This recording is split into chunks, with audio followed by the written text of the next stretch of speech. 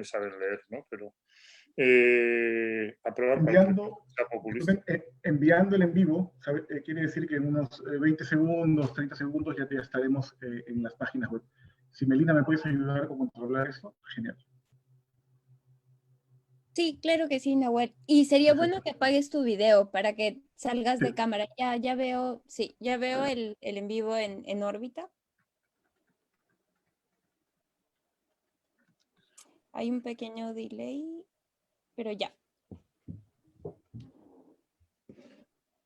Listo, Daniel. Ok, empezamos entonces.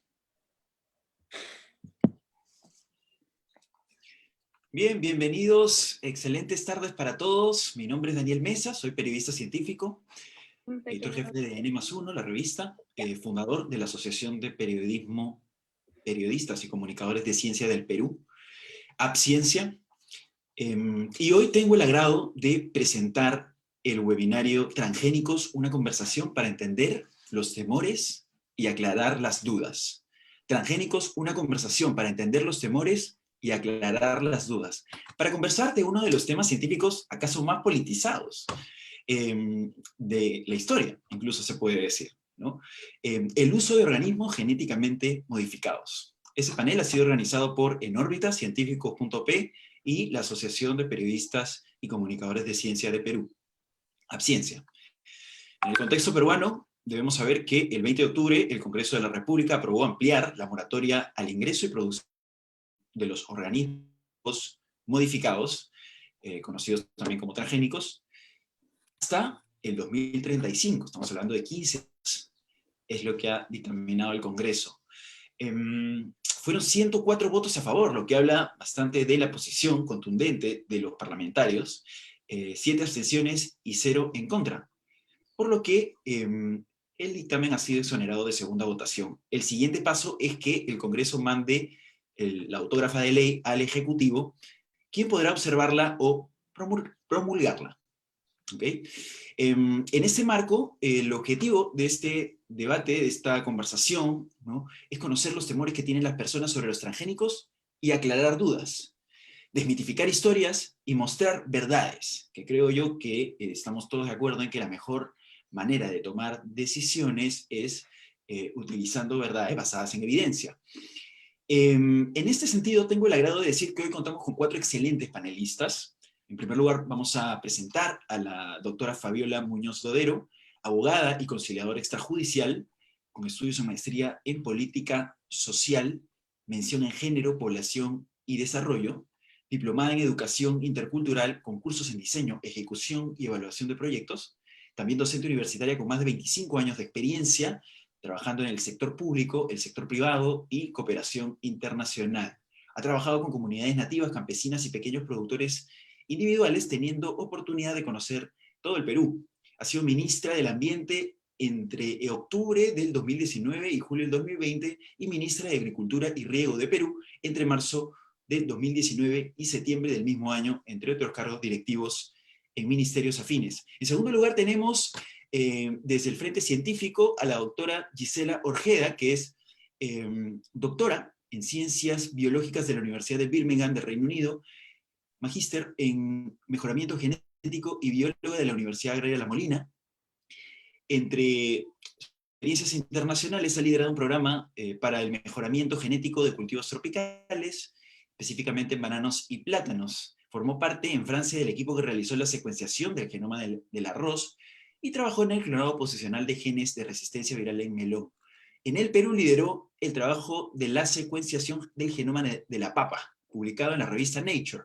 Fue presidenta de CONCITEC, el Consejo Nacional de Ciencia, Tecnología e Innovación Tecnológica, desde el 2012 hasta el 2017, y en diciembre del 2016 recibió la Medalla Nacional Encinas, otorgada por la derrama magisterial a personas dedicadas a la generación del conocimiento y la cultura.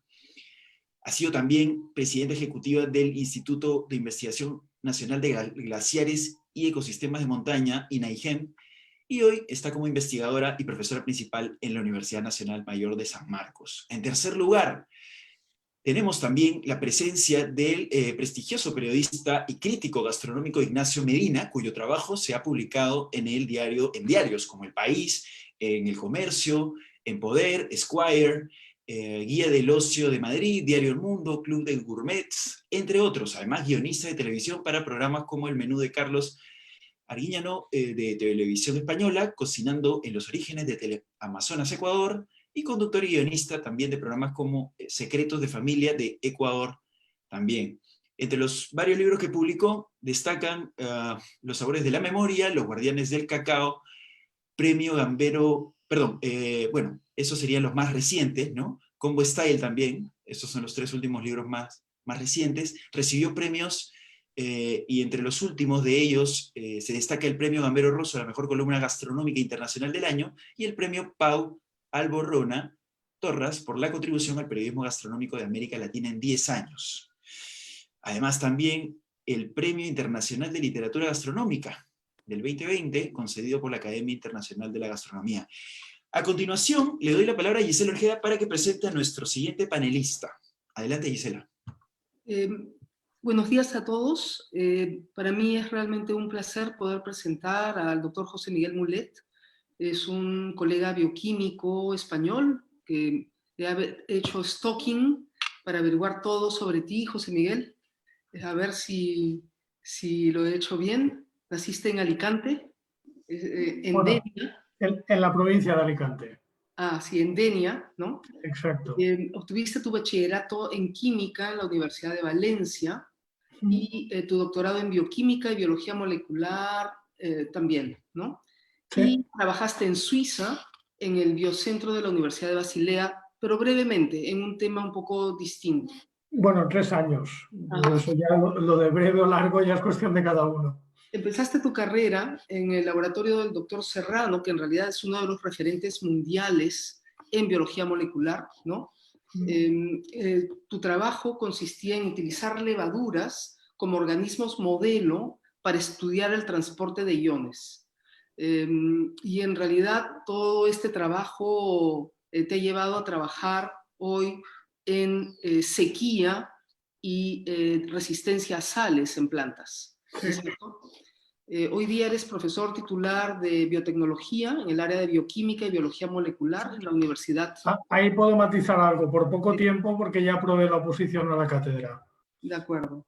Pero eso ha sido la semana pasada. Sí, eso fue el jueves.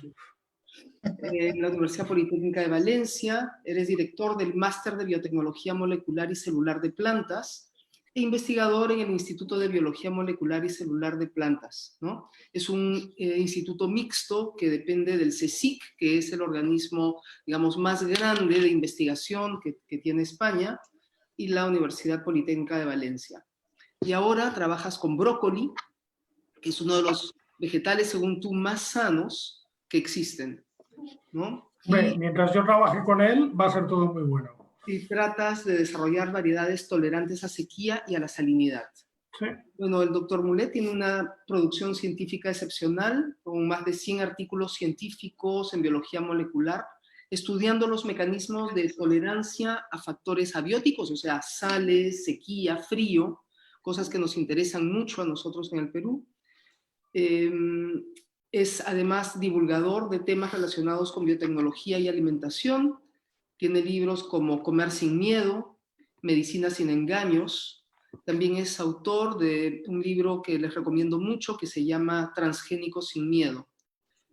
Ha ganado premios como el premio Tesla de divulgación científica y es uno de los científicos españoles más activos en redes, en particular en Twitter. Eso es. Muchísimas gracias, José Miguel. Gracias a usted por la presentación.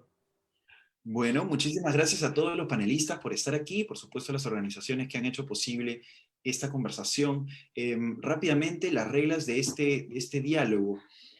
Cada uno de ustedes, los panelistas, va a tener 5 minutos para su participación. Tratemos de respetar los tiempos, por consideración, claro está, a cada uno de los panelistas presentes y a la audiencia.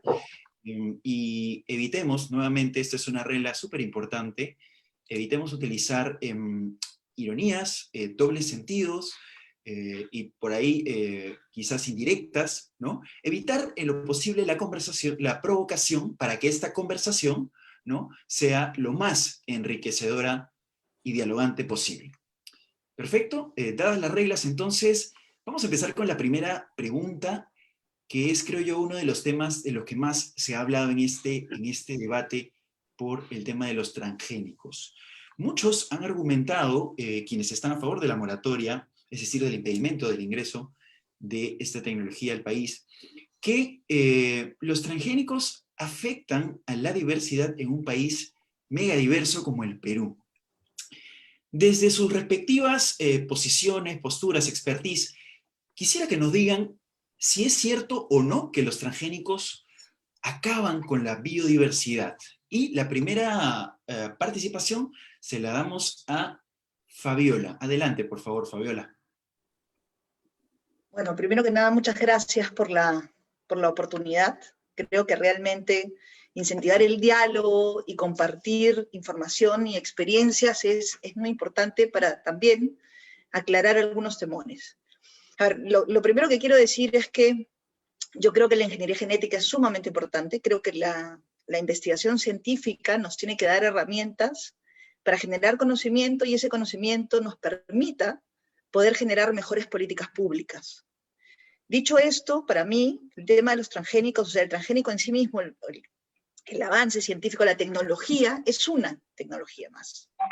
Depende cómo usemos esa tecnología, los impactos que vamos a tener.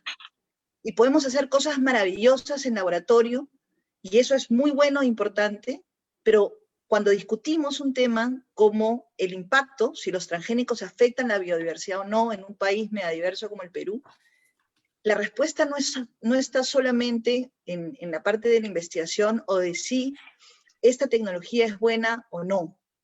Tenemos que ver también cómo la vamos a aplicar en el campo. Y ahí entran otro tipo de factores.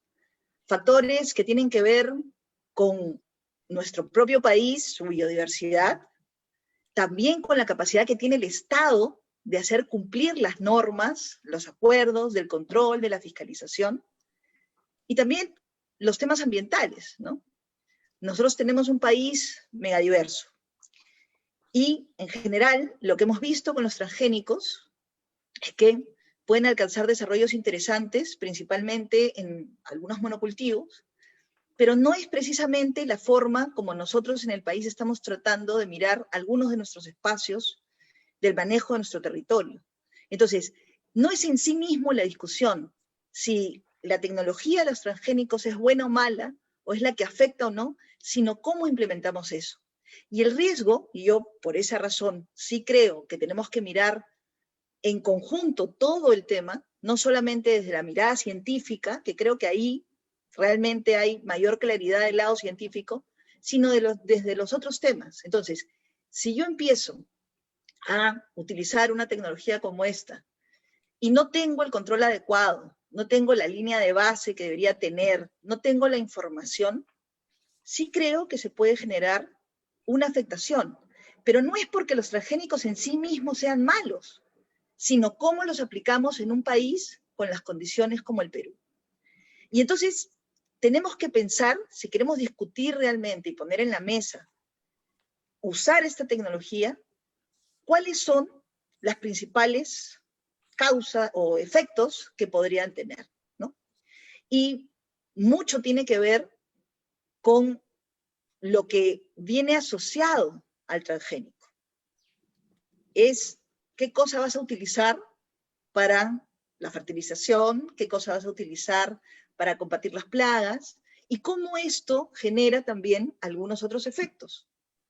Es cierto que hay un gran avance para tener menos consumo de agua, por ejemplo, ¿no? O para ser más resistente a ciertas plagas. Pero ¿qué pasa con las otras, ¿no? ¿O qué pasa cuando una plaga empieza a hacer también su propio proceso y finalmente se vuelve más resistente a ese cultivo? Entonces, tenemos un montón de preguntas, y esas son las que creo que tendríamos que poner sobre la mesa en la discusión, porque esto no se trata solamente del cultivo en sí mismo, sino dónde lo ponemos, ¿no es cierto? ¿En qué extensiones? ¿Cuáles son los controles que tendríamos que tener? Si no controlamos esos factores, sí puede haber una afectación. No porque el transgénico en sí mismo sea malo, sino en cómo manejamos su cultivo. Y eso es parte de lo que yo, por ejemplo, he visto, que es un vacío en las discusiones que se tienen sobre el tema. Nos hemos centrado en la discusión de si el transgénico es el cielo o el infierno, es el diablo, ¿no es cierto?, o es un angelito. Pero no estamos discutiendo los elementos, las condiciones habilitantes para eso. Gracias. Espero no haberme excedido en el tiempo. No, está bien, gracias Fabiola. Vamos ahora con Ignacio. Ignacio, ¿afecta o no afecta a la biodiversidad la tecnología de transgénicos? Bueno, yo no soy científico. Yo no soy científico y no puedo dar respuestas científicas. Tampoco puedo dar respuesta a esa pregunta tan maximalista, es decir, ¿los transgénicos acaban con la diversidad?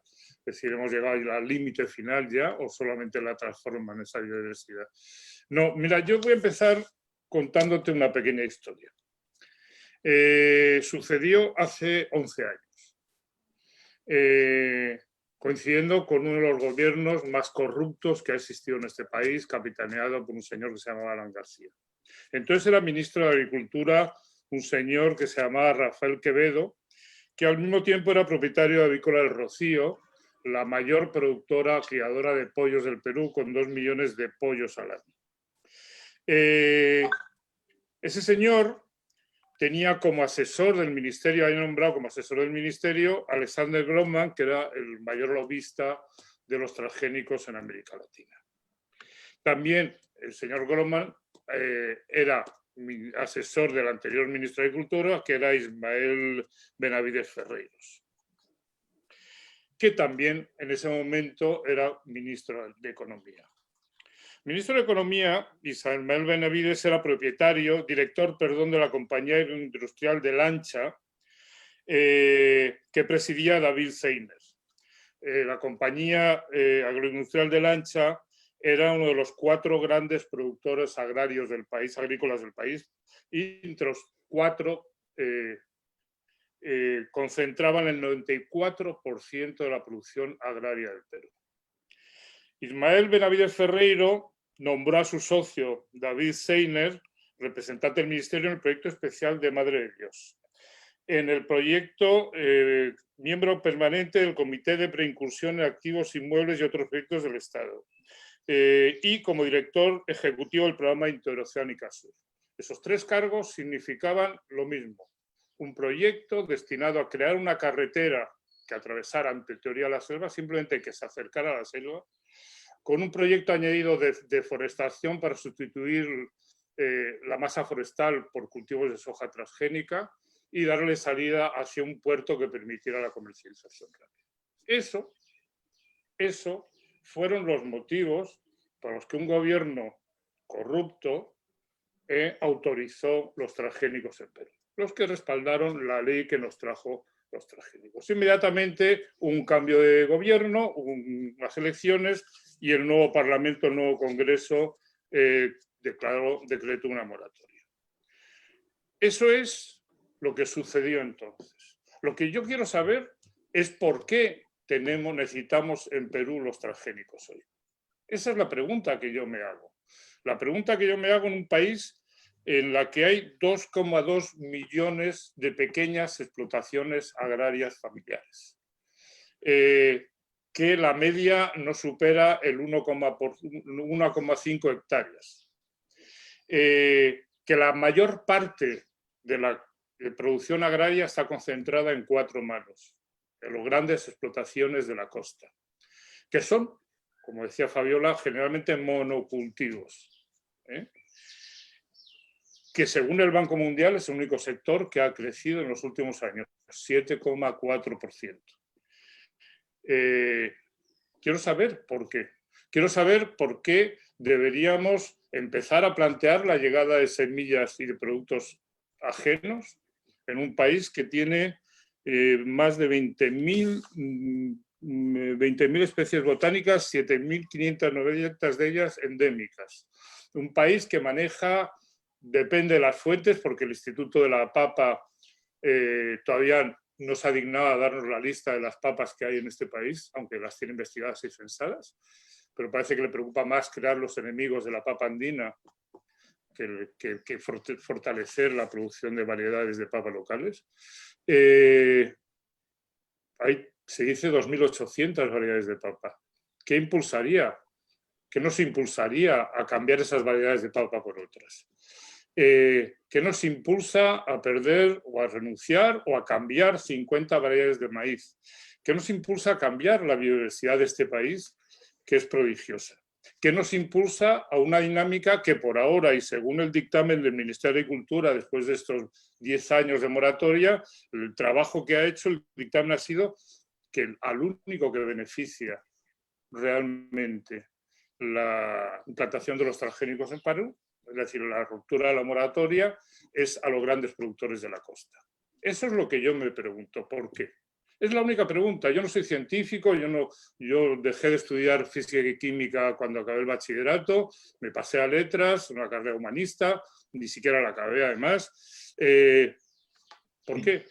¿Por qué necesitamos eso? Yo llevo 11 años trabajando con pequeños productores, en la sierra, en la selva, en la costa. No he visto en 11 años una sola razón por la que ellos necesiten los transgénicos. ¿Por qué? Perfecto. Es lo único que pregunto, ¿por qué? Nada más. Quedó claro. Gracias, Ignacio. Bueno, pasamos al segundo tema, que tiene que ver ya con... Falta que conversemos, hablemos nosotros dos. Vale, ok. ¿No? Sí, porque sí, sí. Correcto, disculpa, Gisela. Adelante, entonces, vamos con Gisela, y luego, en siguiente instancia, pasamos con José Miguel.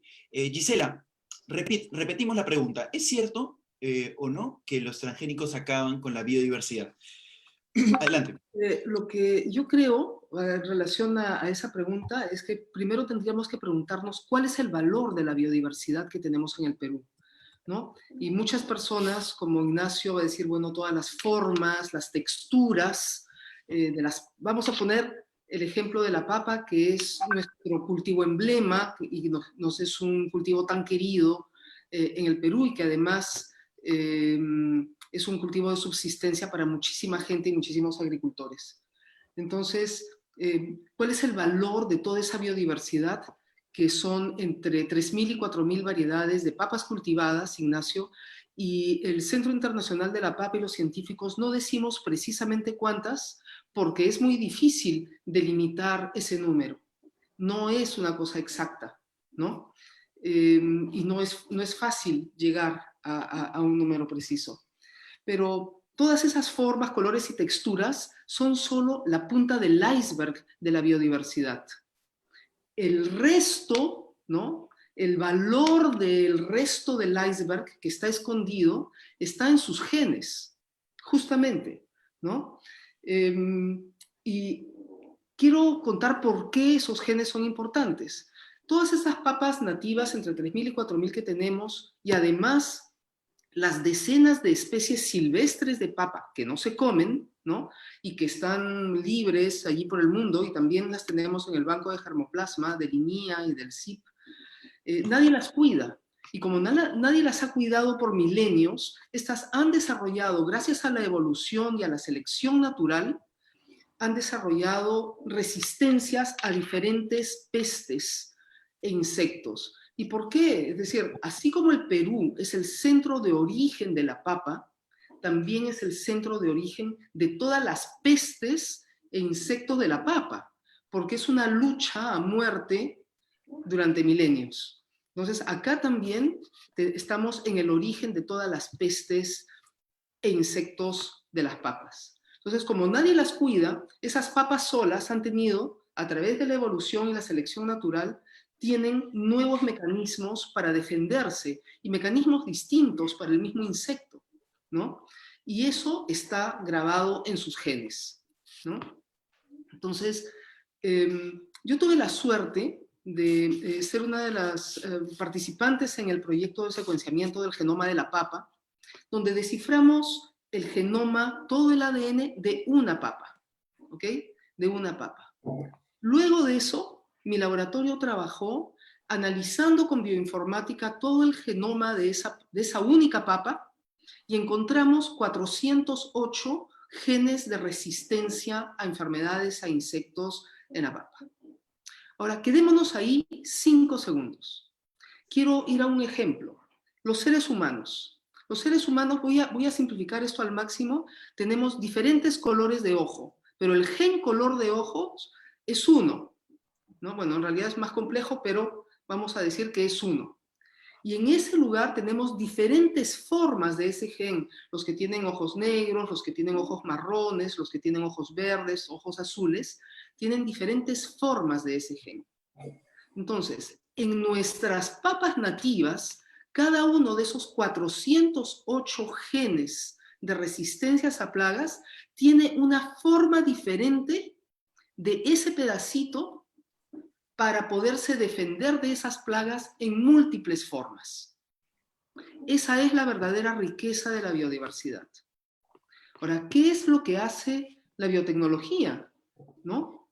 La biotecnología quiere usar esa biodiversidad para darle valor. Es eso, fundamentalmente, ¿no? ¿Y qué cosa, y por qué necesitamos, para responder a la pregunta de Ignacio, ¿por qué necesitamos esta tecnología en el Perú? Mira, la polilla de la papa, vamos a hablar de algunas, de algunas cosas. Hemos hablado de los problemas de cambio climático, hemos hablado de los problemas de las plagas, ¿no? Entonces, tenemos, en todas esas plantas tenemos resistencias a hongos, tenemos resistencias a bacterias, tenemos resistencias a insectos y resistencias diferentes, es decir, que van a defender a las plantas de maneras diferentes. La polilla de la papa causa pérdidas tan grandes para los agricultores como de 403 soles por hectárea en campo y 588 soles durante el almacenamiento. El gorgojo de los Andes es una plaga para las que se reportan 471 soles por hectárea, o sea, más o menos 100 euros por hectárea, para un pequeño agricultor es un montón de dinero, ¿no? Y 216 soles durante el almacenamiento. Bueno, lo mismo para todos los genes de la papa, es decir, el verdadero valor de la diversidad es ese inmenso trozo de iceberg que está sumergido y que no vemos. ¿Cómo podemos usar esa riqueza?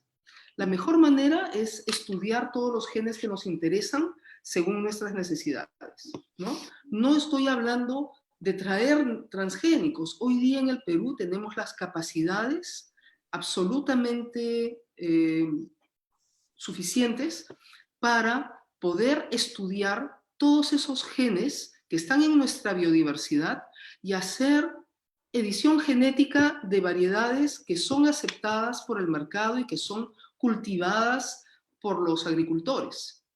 Bien. Para otorgar, sí, dame 2 minutos más, para otorgarles resistencias a que esos agricultores no pierdan la plata. Segundo, el cambio climático.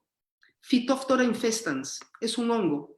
Debido al cambio climático, Phytophthora está llegando a lugares más altos en los Andes. ¿Dónde siembran papa para producir semilla de papa, que son tubérculos? Los agricultores en las partes más altas, porque no llegaba Phytophthora allí, pero ahora ya está llegando. Entonces, si no hacemos algo, realmente Phytophthora sí va a afectar a toda la biodiversidad nuestra. Tenemos que hacer algo urgentemente. Y justamente para proteger esa biodiversidad es que tenemos que trabajar con biotecnología. Eso es todo. Perfecto, Gisela, muchas gracias.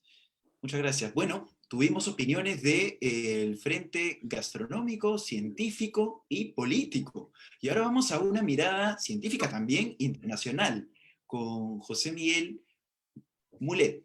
José Miguel, por favor, para responder a la pregunta de si la biodiversidad afecta o no a la naturaleza o la biodiversidad de un país tan megadiverso como el Perú. ¿Qué piensas tú?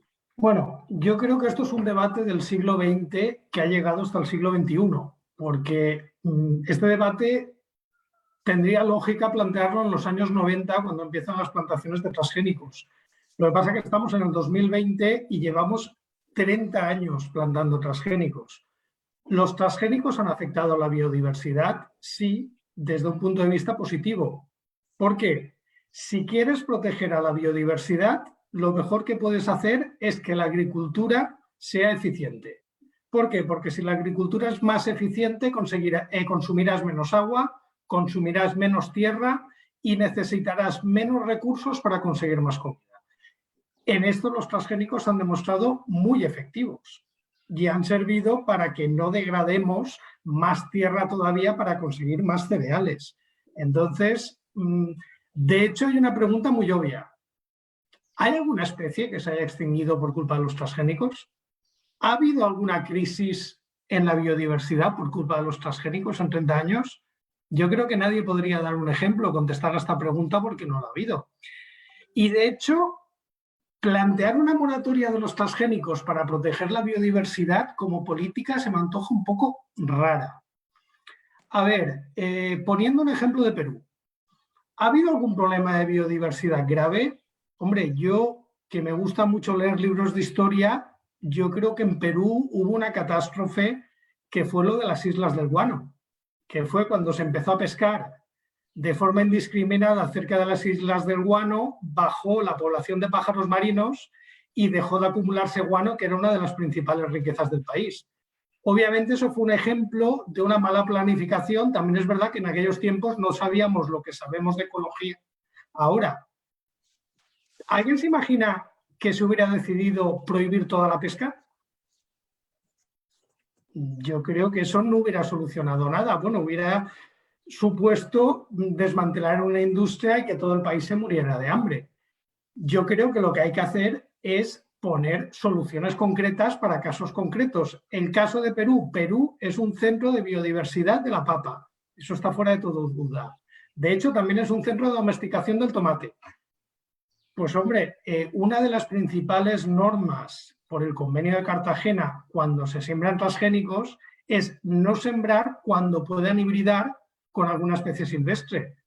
Simplemente con no utilizar papas y tomates transgénicos cerca de las zonas de diversificación o cerca de las zonas de radiación, yo creo que se evitan los problemas.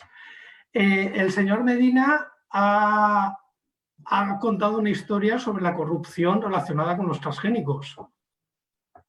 Perfecto, pero a ver, si prohibir los transgénicos en todo el mundo supusiera acabar con la corrupción, yo soy el primero que firma para que prohíban los transgénicos. Yo creo que corrupción ha habido antes de los transgénicos y que esta ley, esta moratoria, no creo que vaya a ayudar, bueno, ni aquí, ni en Perú, ni en ningún país del mundo.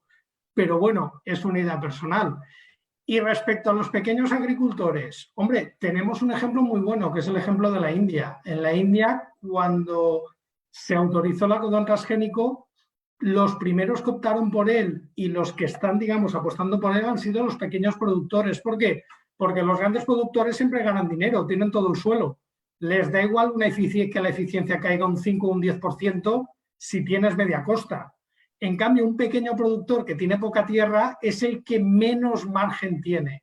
Entonces, curiosamente, estos pequeños productores han utilizado la semilla transgénica de algodón. ¿Por qué? Pues porque como era resistente a plagas, se ahorraban el insecticida. Entonces tenían menos gastos y tenían más beneficio. Por lo tanto, yo creo que a los pequeños agricultores, ¿por qué un pequeño agricultor del Perú no puede tener el mismo acceso que tiene un agricultor de Kentucky, un agricultor de Cuba o un agricultor de Argentina? Yo creo que lo que hay que hacer es ofrecerle las herramientas y que el agricultor decida. A mí me parece perfectamente que ese agricultor no quiere utilizar transgénicos. ¿Pero por qué? Si un agricultor quiere, no le damos ni siquiera la opción. No sé, podríamos poner el ejemplo de Internet o los celulares, ¿no? Es que con Internet tendrás acceso a demasiada información y tienes poco filtro y luego puede ser que las elecciones se manipulen por las fake news. ¿Y quién es alguien para prohibirme a mí utilizar Internet? En todo caso, que me ponga filtros para las fake news. Entonces, ¿tenemos el poder moral de decirle a un agricultor lo que puede hacer y lo que no puede hacer, o la semilla que puede utilizar y la que no puede utilizar? Esto es como si viniera alguien de Estados Unidos a decirnos que no podemos utilizar Internet o celulares. Y en el fondo, la tecnología, cualquier tecnología, y aquí no estoy hablando de transgénicos, lo que sirve es para eliminar las diferencias entre ricos y pobres. Hace 50 años, una persona en un entorno rural no tenía acceso a la información ni al conocimiento. Hoy, gracias a Internet, una persona en un entorno rural, apartado, puede hasta conseguir una licenciatura universitaria online. Con los transgénicos podemos conseguir que los pequeños agricultores tengan acceso a más rentabilidad, si es una semilla que se adapta a sus necesidades, si no, por supuesto, no tiene por qué utilizarla. Yo creo que impedir tecnología, la que sea, solamente sirve para que los ricos sigan siendo ricos y los pobres sigan siendo pobres. Y nada, con esto concluyo. Gracias, José Miguel. Me ha ajustado el tiempo, ¿no? Sí, perfecto, perfecto el timing. Bueno, entonces tenemos aquí algunas posturas interesantísimas. Para resumir, Fabiola indica que no solamente tiene que ver con la biotecnología el debate. Ignacio se pregunta, ¿para qué necesitamos transgénicos en un país tan mega diverso? Y Gisela y José Miguel de alguna forma coinciden, ¿no?, en que esta tecnología, transgénicos o ingeniería genética, suponen mejoras de las especies y beneficios. Y también de que no hay evidencia, para responder a la pregunta, de que esto ocasione pérdidas en la biodiversidad. Bueno, ahora vamos a pasar al siguiente tema que lo ha propuesto de alguna forma Ignacio en su reciente participación, acaba de decirlo. ¿Para qué queremos en el Perú la tecnología de ingeniería genética o transgénicos, ¿no? ¿Qué tipo de mejoras supone esta tecnología para la agricultura nacional, para los agricultores nacionales, ¿no?, para la seguridad alimentaria? Bueno, todos esos temas los van a desmenuzar ustedes ahora mismo, y la palabra se la voy a dar nuevamente en primer lugar a Fabiola. Adelante, Fabiola. Estás con el micro apagado. Ya, ahí está. Primero que nada, que me alegro mucho de estar aquí, en este espacio, porque creo que efectivamente el intercambio de ideas es súper, súper interesante. Y hay algunas ideas que yo quiero compartir en respuesta y dando respuesta a la pregunta que nos has hecho, Daniel, pero también en respuesta a las cosas que se han dicho, ¿no? Yo concuerdo plenamente con los beneficios que se han planteado, que los transgénicos nos pueden dar. De hecho, la investigación que Gisela ha planteado, efectivamente, es sumamente interesante y creo que eso nos podría ayudar a nosotros también en la producción.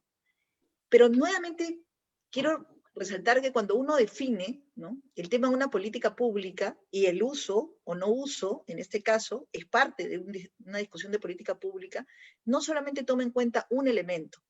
Por ejemplo, la deforestación en el Perú es principalmente por lo que se llamaba antes la agricultura migratoria, pero ahora ya la gente no se mueve, es la gente que está, pero que principalmente son unidades de menos de 5 hectáreas, y básicamente en la zona amazónica, porque su suelo no tiene la capacidad de producir y porque no han aprendido fundamentalmente a poner en valor el capital natural que tienen, que es el bosque en pie. Y eso tiene muchos factores. No es que los agricultores o los productores sean malos. La gente no deforesta por un tema de maldad. Lo hace porque cree que económicamente va a generar un mayor valor. Y por eso deforesta. La deforestación finalmente es una decisión económica, ¿no? Y muchos de esos productos están asociados a temas agrícolas, sin uso de transgénicos, pero ya son un problema para nosotros y no hemos podido controlar la deforestación. Y tenemos 155.000 hectáreas de bosques al año que vamos perdiendo por deforestación, basada principalmente, más del 80%, en el tema de agricultura. Ese es fundamentalmente el tema. Una línea de trabajo nos dice tenemos que ayudar a poner en valor los bosques en pie, y la otra en trabajar con los agricultores. Y eso es muy importante. Pero lo cierto es que lo venimos haciendo hace muchos años, y la capacidad que ha tenido el Estado para controlar este factor de ordenar el territorio y ordenar la deforestación o la agricultura, no hemos sido capaces como Estado. Otro de los puntos, ¿no? La discusión que se tiene en realidad, la moratoria, es básicamente, el temor es por la oportunidad de la liberación de los transgénicos para la producción. Y yo creo que la frase clave la ha dicho Manuel cuando ha dicho que no sembrar cuando pueda hibridar con otras especies silvestres. Y ese es uno de los principales problemas que tenemos nosotros, porque la diversidad en el Perú es muy grande. Ese patrimonio maravilloso que Ignacio nos ha recordado que tenemos es algo que quisiéramos cuidar y lo que queremos poner en valor, y que Gisela también lo ha descrito muy bien. Pero la capacidad que tenemos nosotros en un país con los niveles de informalidad que tenemos y la poca capacidad del Estado de implementar el principio de autoridad en muchos lugares, hace difícil a veces que podamos realmente tener el control de dónde sí y dónde no. Entonces, en esa línea, yo creo que, nuevamente, yo estoy completamente de acuerdo en que usemos la tecnología para la investigación. Toda la investigación que ha planteado Gisela a mí me parece sumamente interesante. De hecho, hace poco participé en la premiación de uno de los programas del PENIA, ¿no?, que es el Programa Nacional para el tema de incentivar investigación, y ellos estaban premiando una iniciativa que estaba atacando o que estaba dando solución al tema de las plagas de la papa en Puno. Y estaban usando el tema de control biológico a través del uso de carábidos para atender la problemática de esta plaga, ¿no? Opciones existen. No solo los transgénicos son una opción, pero si los transgénicos nos pueden ayudar a conocer más y mejor, genial, hagamos investigación. La discusión profunda que tenemos no es por la investigación, es por la posibilidad de que esa liberación, para que la gente pueda sembrar en el campo, no tenga los controles adecuados y tratando de hacer algo positivo, tengamos un impacto que no podamos controlar. Y en esa discusión sobre el balance entre el riesgo positivo y negativo, es donde tenemos que realmente mirar. Gisela, estás levantando la mano, así que dale. Bien, es un diálogo, así que... Dime. No, sí, yo quería contestar, o sea, quería pedirle a Daniel que me diera la palabra después de ti, porque quería contestar más rápidamente a las cosas que estás diciendo directamente. Vale. Ok. Entonces, o sea, nuevamente, el tema, ¿no?, de una discusión como esta tiene que tener varios factores. Si uno mira las experiencias de los pequeños agricultores en algunas zonas de España, son maravillosas, pero distan una eternidad de lo que nosotros tenemos aquí. Sin embargo, aquí en el Perú tenemos experiencias de agricultores pequeños de nuestra agricultura familiar que efectivamente son para sacarse el sombrero, pero no es homogéneo en todo nuestro país. La gran mayoría de agricultores, más de 2.2 millones, se dedican a la pequeña agricultura familiar, unidades de menos de 5 hectáreas, con un conocimiento ancestral y poca capacidad de poder llegar a mercados, de acceder a información, con unas brechas de servicios muy grandes, ¿no? Y esos son factores que afectan y limitan la capacidad de decidir en esa libertad que el doctor Mulet nos invita a tener y en la que yo también creo. Pero que, por ejemplo, ¿no es cierto?, cuando discutimos el tema del libre comercio para los productos, se ponen restricciones. O sea, somos un país que dice libre comercio, pero tienes restricciones económicas. Por ejemplo, tienes aranceles, tienes una serie de efectos que tienes que compensar. ¿Por qué? Porque a pesar de que tú digas libre comercio, la afectación que puede generar a los productores es muy grande si no tomas algunas medidas para asegurar que no haya una competencia desleal. Bien, ¿Y el libre comercio es malo? No es malo. Pero, por ejemplo, ha tenido impactos notables en nuestra producción de algodón en el país. ¿Por qué? Porque no tuvimos la capacidad desde la política pública de aplicar aquellas cosas que necesitamos aplicar para hacer frente a una apertura de mercado y no pudimos implementar todo lo que se ofreció para compensar los impactos que íbamos a tener en la agricultura. Entonces, no es en sí mismo ni el libre mercado ni los transgénicos el problema. Es dónde los aplicamos, cómo los aplicamos y el impacto de eso en su conjunto lo que nos puede generar. Fabiola, Gracias. muchas gracias. Disculpa por la interrupción. Con el permiso de Ignacio, le damos también la palabra a Gisela Orjeda para que pueda contestar. Yo quería contestar dos cosas puntuales. Uno, el asunto de la hibridación con otras Perdón, papas. Gisela, perdona. Solamente recordar que la participación no exceda los 5 minutos por Ok. respeto a los tiempos que se han previsto. Gracias. Levanta la mano cuando me falten 2 minutos, 1 minuto y medio. En primer lugar, el asunto de la hibridación. En todos estos años ya hemos hecho experimentos y ya hemos estudiado el asunto de la hibridación. Existe el trabajo de Mark Gillan en la revista Transgenic Research, me parece, ¿no? Que él ha estudiado una variedad peruana súper extendida en el Perú, que es la Yungay. Y la Yungay es una variedad exótica. ¿Por qué? Porque tiene genes de Solanum tuberosum, grupo chilotanum, o horror de los chilenos, ¿no? Y es la variedad preferida. Y además esta variedad es una variedad de papas fértil. Fértil, o sea, tiene polen fértil y puede producir semillas y puede hibridizar con nuestras variedades nativas. Entonces, ¿qué cosa hizo Mark? Agarró todas las especies nativas, variedades nativas, simpátricas al cultivo de Yungay. ¿Qué significa simpátricas? Que están en el mismo lugar, en el mismo valle, simultáneamente. Esta variedad Yungay ya se cultiva en el Perú hace más de 25 años, por todas partes. Todo el mundo la ha comido.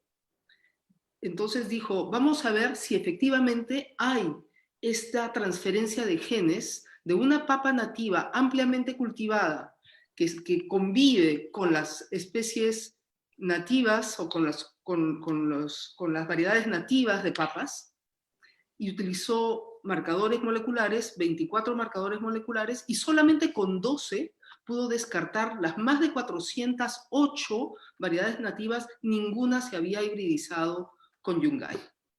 Ejemplo número 1. Ejemplo número 2, desde el año 1930 hemos comenzado en el Perú a introducir variedades exóticas de papa.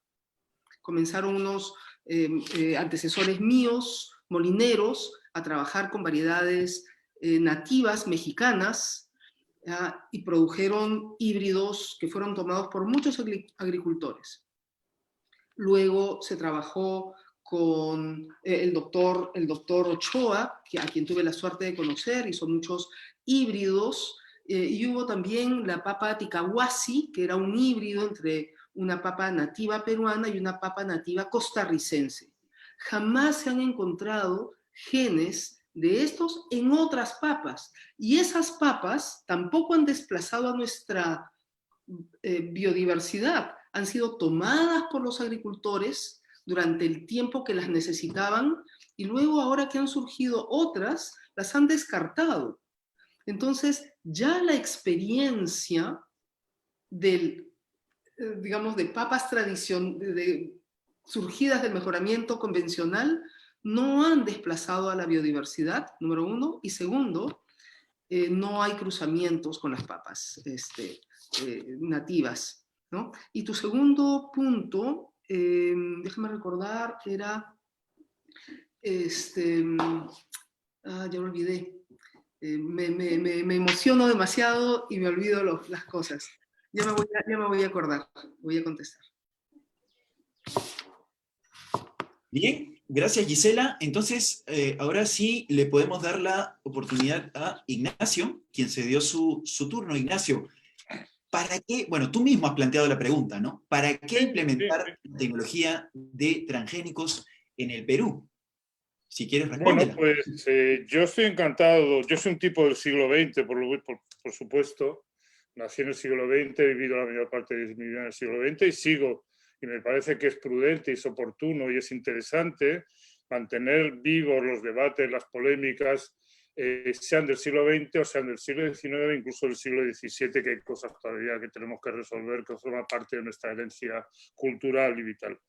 Pero sí, me parece importante seguir insistiendo, porque hay temas... No podemos comparar, decía Fabiola, España, un pequeño productor de España con uno de Perú, de la selva o de los Andes, o una olla interandina en la que se producen productos en estratos que pueden variar a lo largo de 3.000 metros de altitud diferentes. Ni siquiera podemos comparar uno de Kentucky con uno de Perú, aunque sea de la costa, ni siquiera. Creo que las realidades y la ciencia están al servicio de la sociedad, y la sociedad es diferente en cada lugar, en la India, en Perú, en cualquier otro lugar. Y eso me parece básico. Fabiola ha planteado el tema de los pequeños productores de una forma más profunda de la que había planteado yo antes. El problema de los pequeños productores de Perú, en general, no es de productividad, no es de producción, es de oportunidades, es de medios de transporte, pistas, carreteras, es de creación de mercados, comercialización. El problema de la papa andina no es otro que el problema de la comercialización y la puesta en valor. Estamos hablando efectivamente de 3.800, 4.000, 2.500, depende de quién, la fuente y de quién te lo diga.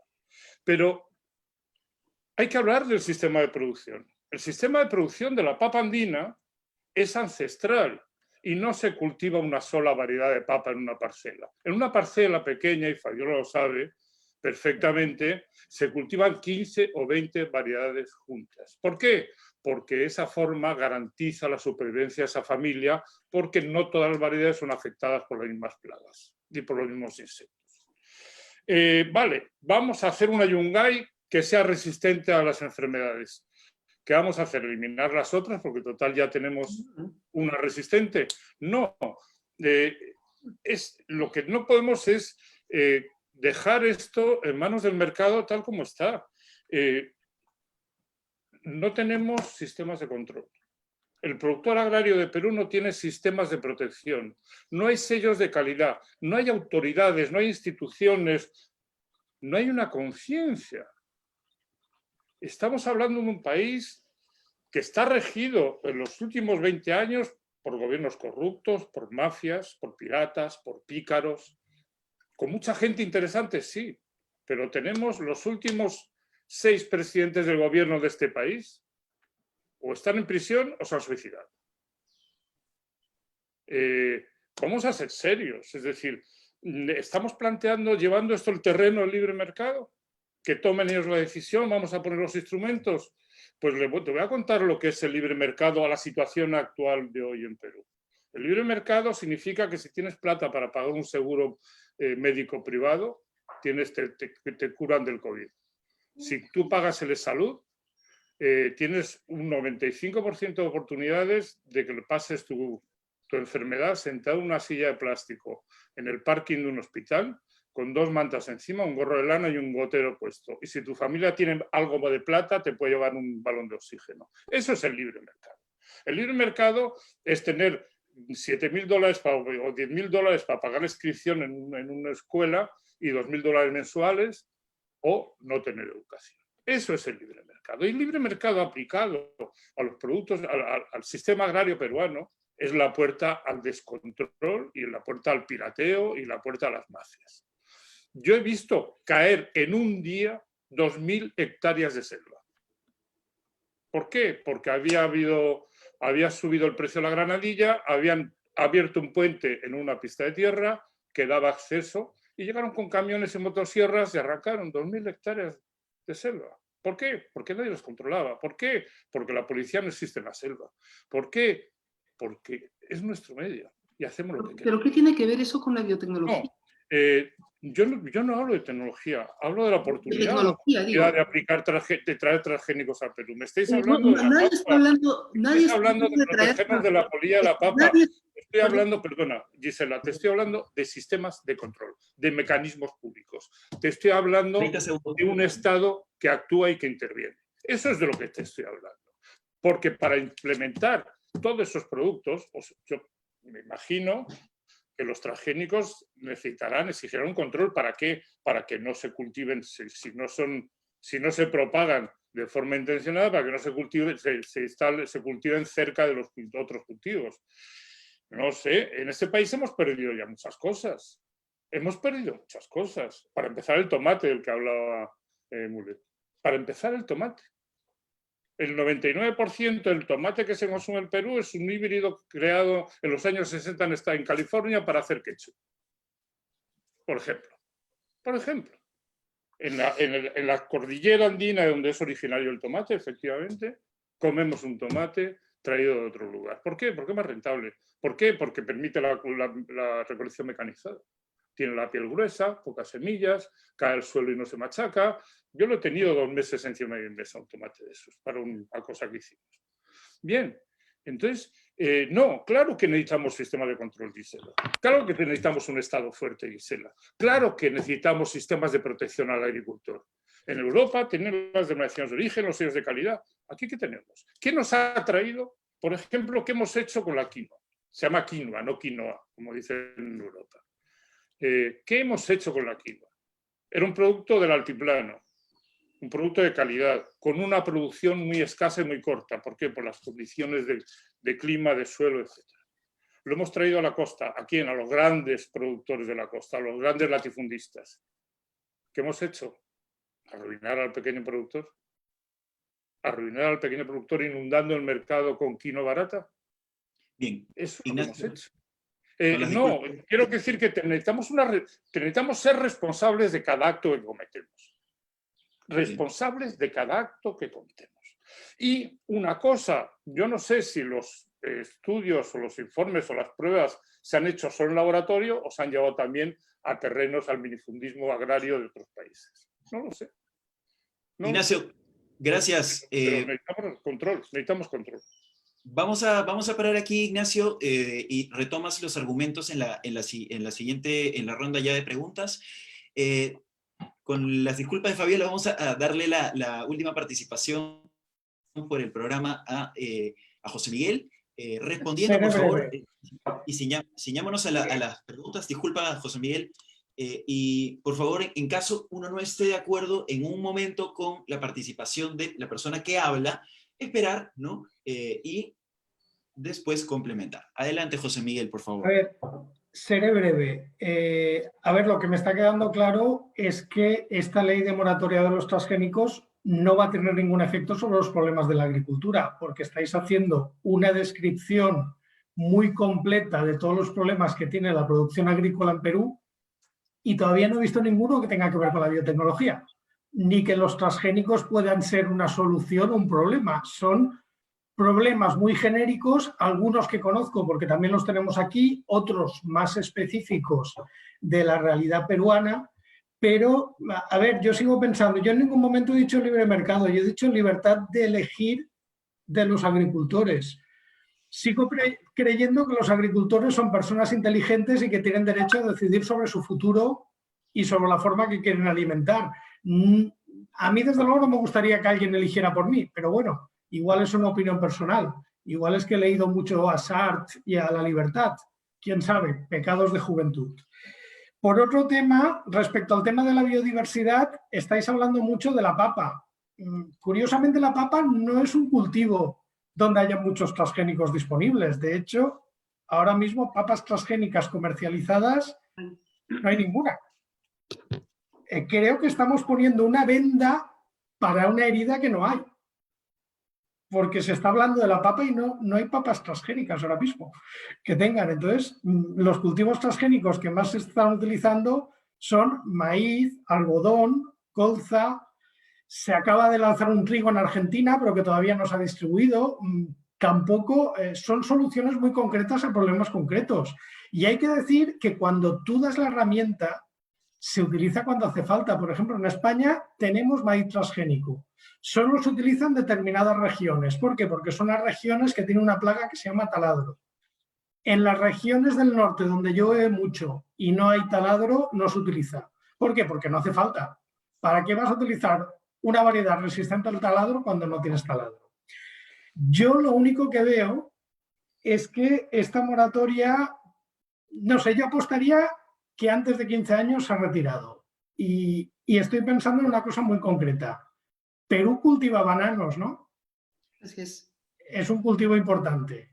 Vale, el banano es un cultivo que es cualquier cosa menos biodiverso, porque solamente hay una variedad, que es la Cavendish, y se propaga vegetativamente.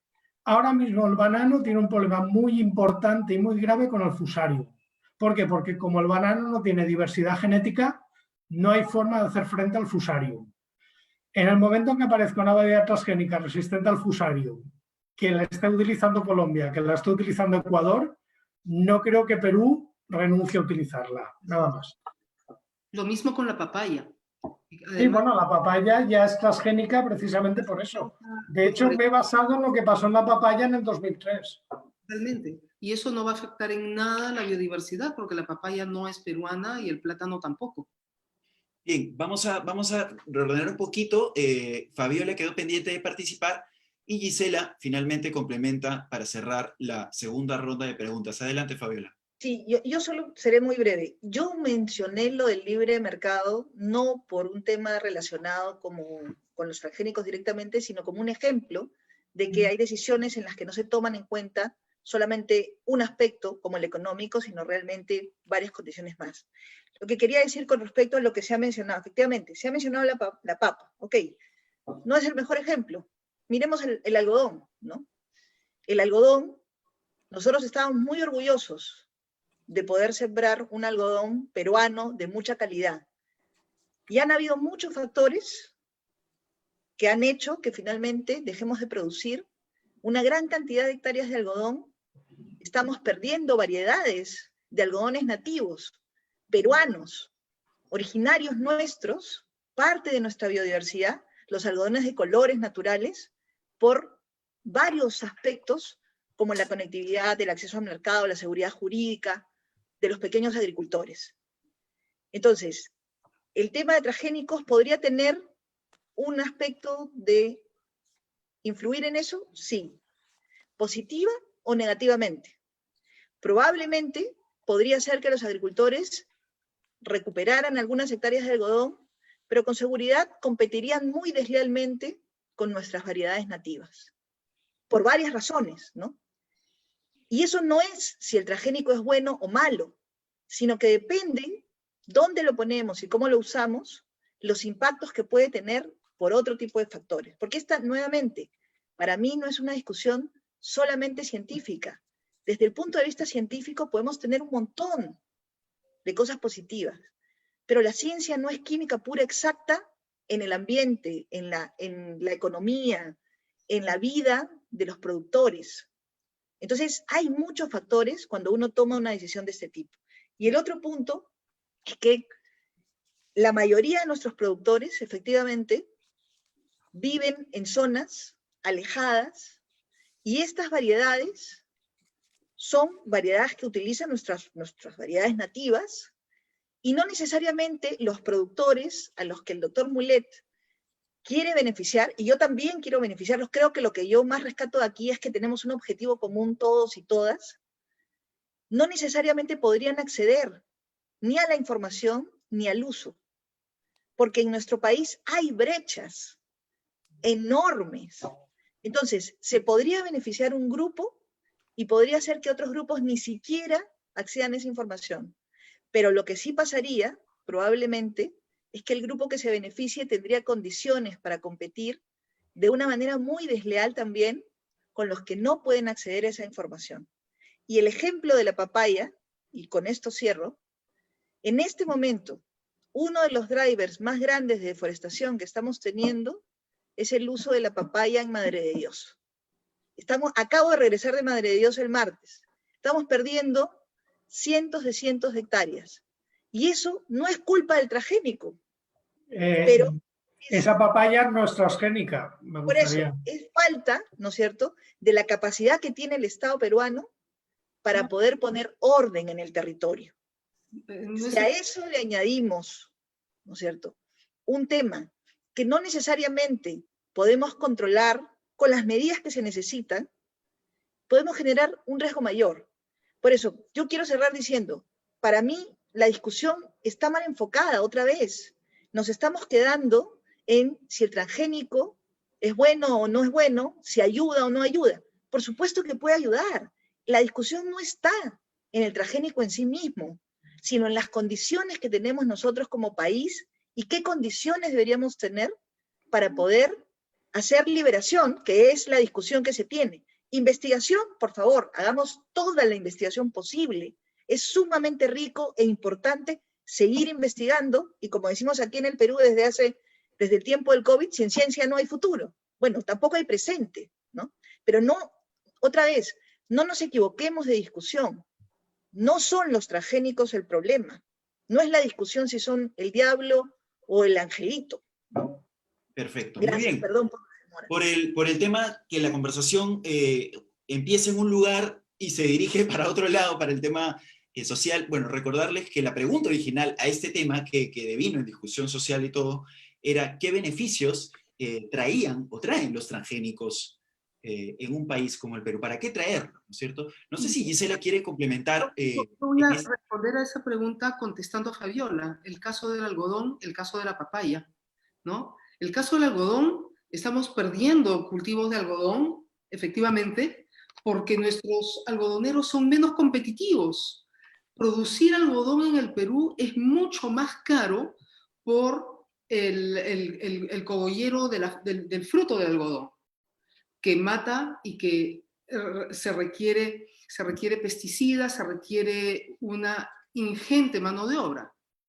Y porque hay variedades transgénicas que no tienen ese problema, ¿no? Y que son mejores que nuestro pima, ¿no? Y que son variedades muchísimo mejores que el algodón pima peruano.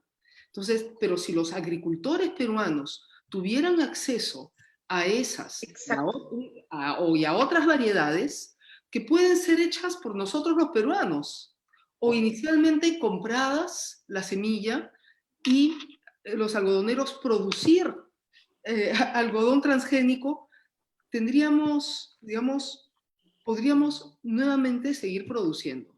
Y el caso del algodón de colores es un caso completamente distinto. Solo hay pequeños patches de producción de algodón de colores en el Perú. Es pequeñísimo. ¿Por qué? Porque el algodón de colores se prohibió porque era sumamente susceptible al gusano rosado de la India.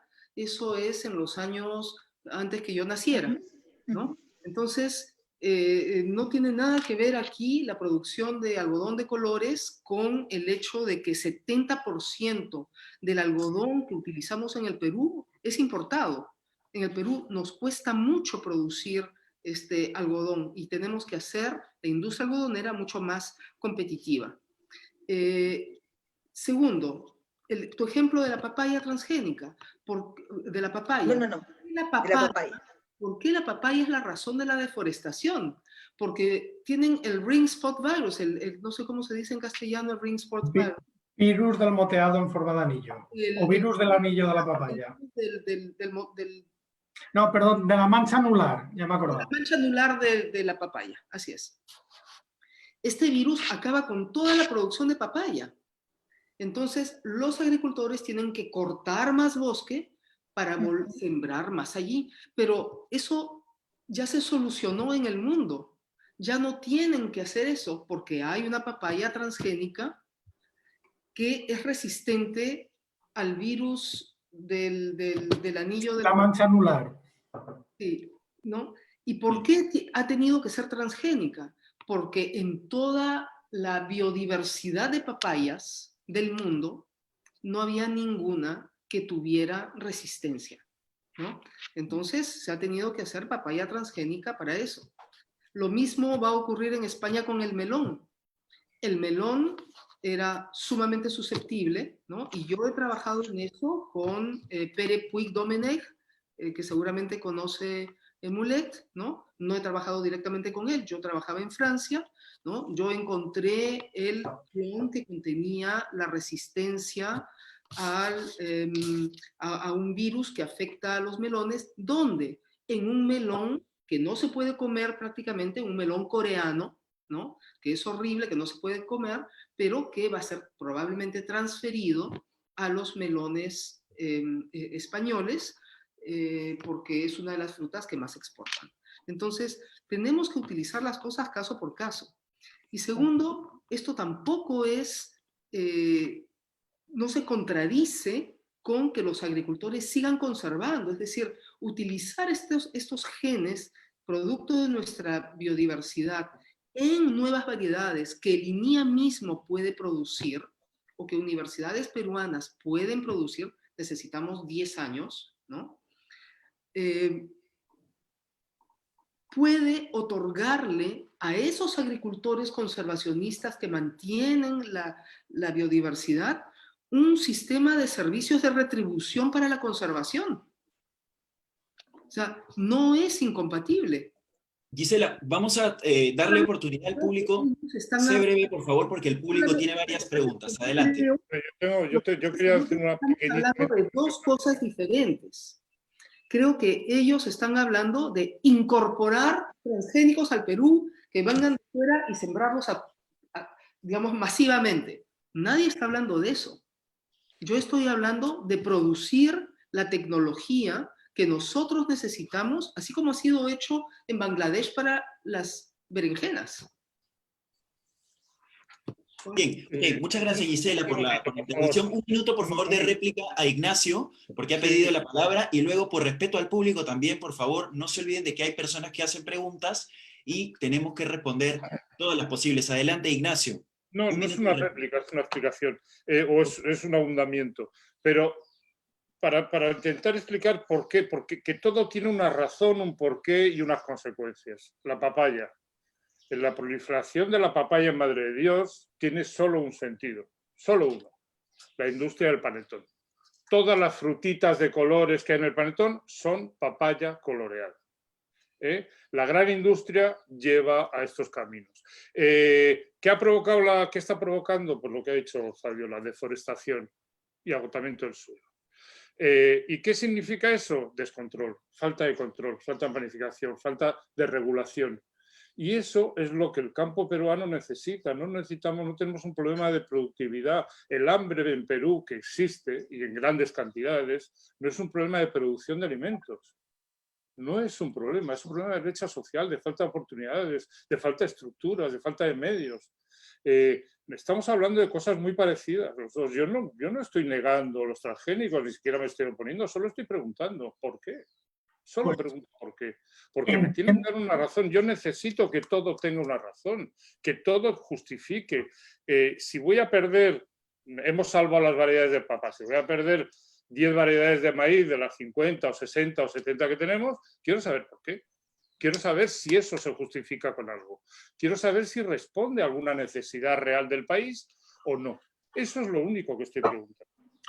A ver, primero, yo entiendo que ninguna variedad se pierde, aunque no se siembre, porque tenemos bancos de germoplasma. Pero tenemos claro que si el objetivo es proteger la biodiversidad y la selva, Madre de Dios, pues sería mucho más efectivo prohibir los panetones que prohibir los transgénicos, si tenemos claro cuál es el problema. O controlar la plaga de los cultivos. No estoy tan segura de eso, porque fíjense, tanto Gisela, cuando menciona el tema de los servicios de retribución para la conservación, está justamente introduciendo una de las cosas que deberían existir para poder tener un equilibrio. Y a eso es a lo que me refiero.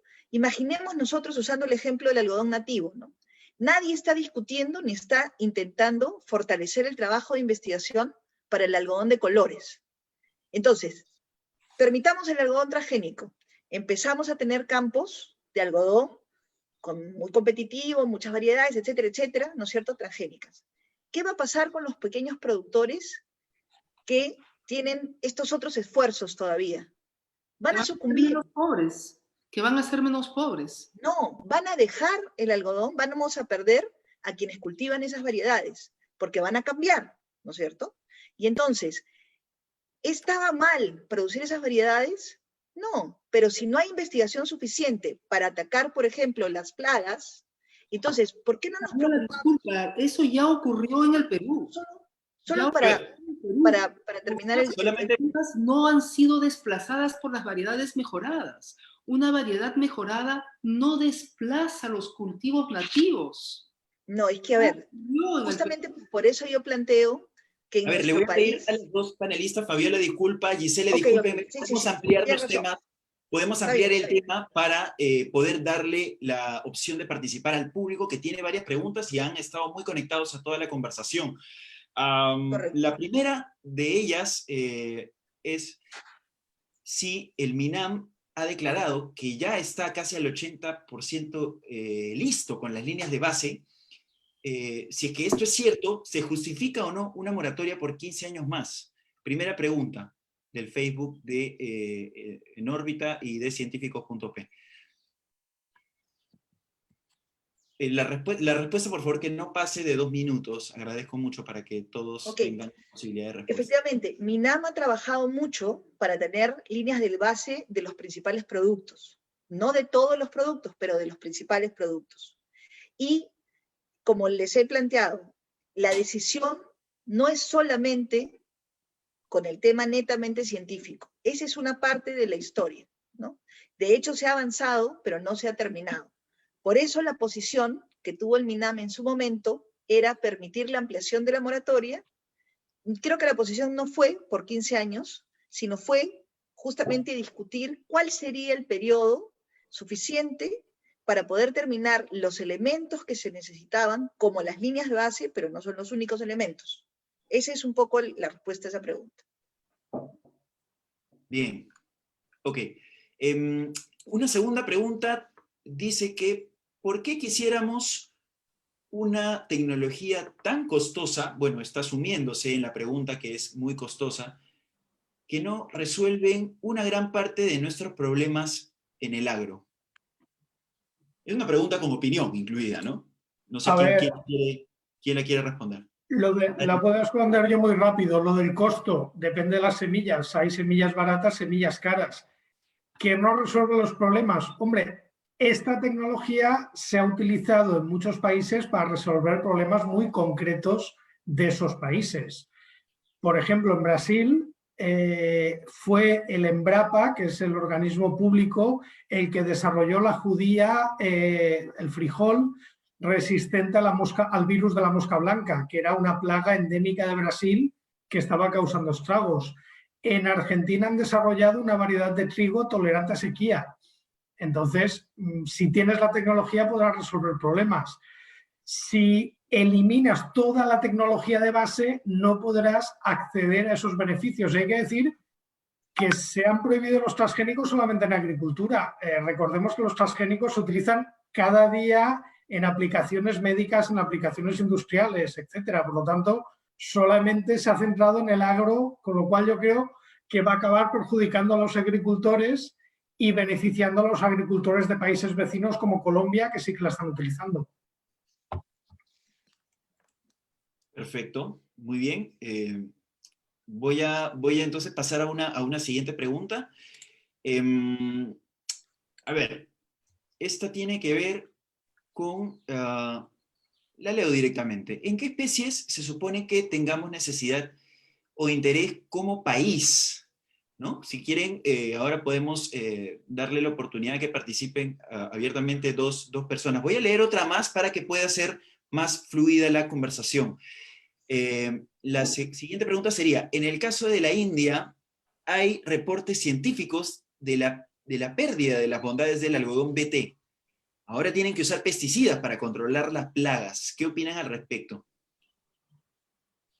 Bueno, para la primera pregunta, yo puedo decir que en papaya, en cacao, el problema del cadmio en cacao podría ser resuelto, ¿no?, con cultivos transgénicos hechos en el Perú, ¿no?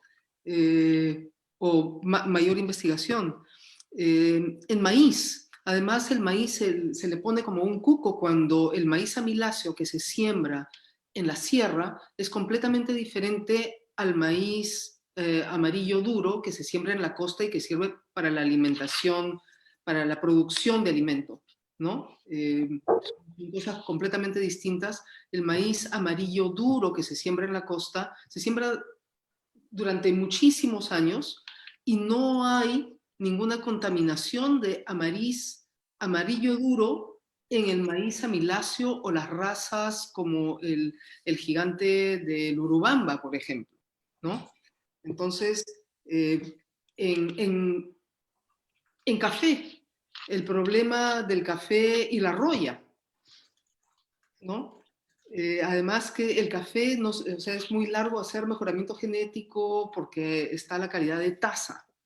Entonces lo que tenemos que hacer es esas variedades que utilizan nuestros agricultores pequeños, cambiarlas, mejorarlas, con solamente un gen que no les va a cambiar nada más. Y eso, como dijo José Miguel, eso puede ser hecho por el INIA perfectamente, por una universidad peruana. Solo necesitamos un poco más de dinero para poner equipos a trabajar. Entonces, son cultivos específicos, el algodón de colores, ¿no?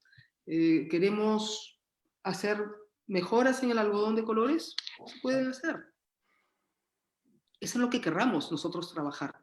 No significa abrir la puerta para sembrar transgénicos, no significa que nosotros tengamos que invadir el país con transgénicos hechos fuera.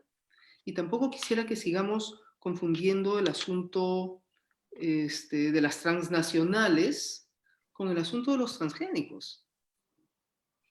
Son dos conversaciones que pueden estar ligadas de alguna manera, pero son dos cosas distintas. Adelante, Ignacio, un minuto y luego Fabiola. No, siempre una frase, no hablamos de transnacionales, hablamos de latifundistas, nada más. Sí, podemos hablar del café si quieres o del cacao, pero son cosas diferentes, que no tienen nada que ver. Es un problema también de mercados y de calidad. Hoy no buscamos, tenemos el CCN51, que es fruto de ingeniería genética, pero eso está hundiendo el cacao peruano, porque no da calidades, y su cotización en el mercado es la mitad que un cacao criollo.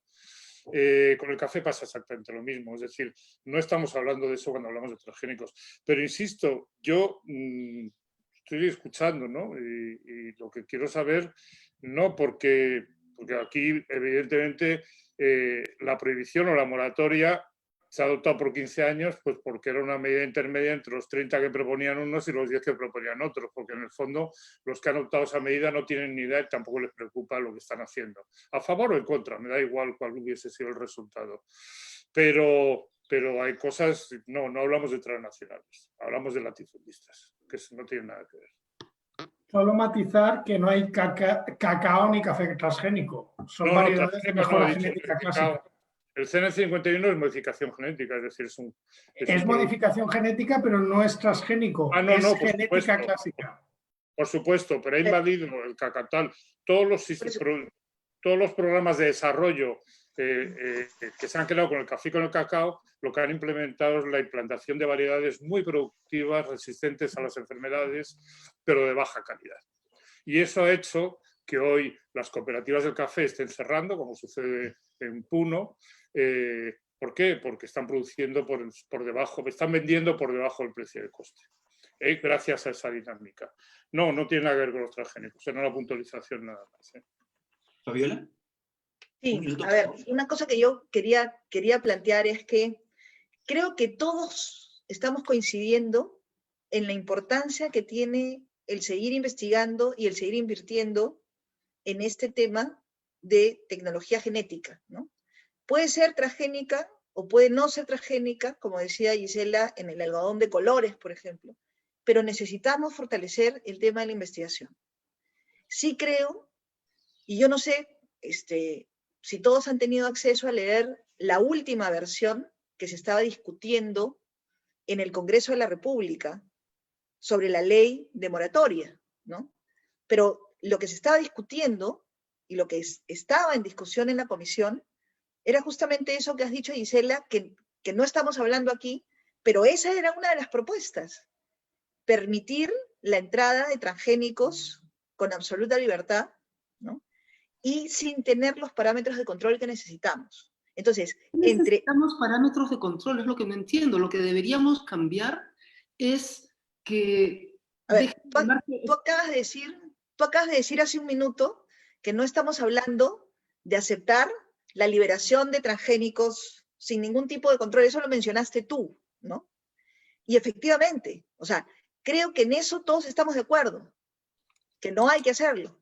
Lo que hay que hacer es tener una discusión, efectivamente, de qué cosas sí y cómo implementarlo. Y nuevamente, no es la discusión si los transgénicos son buenos o malos, sino qué condiciones se necesitan para que esas cosas positivas que han funcionado en los varios cultivos que han mencionado puedan ser utilizados en beneficio de los peruanos y peruanas. Ese es para mí el punto de discusión, ¿no? Porque yo sí creo que pueden traer beneficios. Yo creo que Pero para creo que necesitamos analizar bien. poner campos demostrativos para que los agricultores vean la diferencia. Eso es lo que hay que hacer, abrirles los ojos y que ellos vean, porque un agricultor no se lleva de lo que decimos nosotros de las palabras, no, ellos quieren ver. Y esto de la moratoria evita que ellos vean verdaderamente aquello que les conviene y les estamos quitando su capacidad de decisión. No, ahí yo no estoy de acuerdo contigo, porque para la investigación que puede hacer el INIA, la moratoria no está prohibiéndole hacer investigación. O sea, para todas esas cosas que tú has planteado, que se puede hacer con el algodón, que se puede hacer, para eso no está prohibido. Eso no está en discusión. Campo de observación de 2 hectáreas de un cultivo. Lo que se está prohibiendo es la liberación en el ambiente de semillas transgénicas. La liberación en el ambiente es sembrar 2 hectáreas con cultivos transgénicos y que los agricultores vengan y vean cómo crecen. No, pero es que, a ver, yo creo que ahí sí tenemos una diferencia en la interpretación. Si el INIA, en uno de sus campos experimentales, decide hacer un estudio de campo sobre esto, eso no se está prohibiendo. Estar confinado. No se está prohibiendo, no, justamente. No puede estar en el campo, tiene que estar en un invernadero. Bueno, creo que entendemos las posiciones, okay, digamos, de interpretación distinta.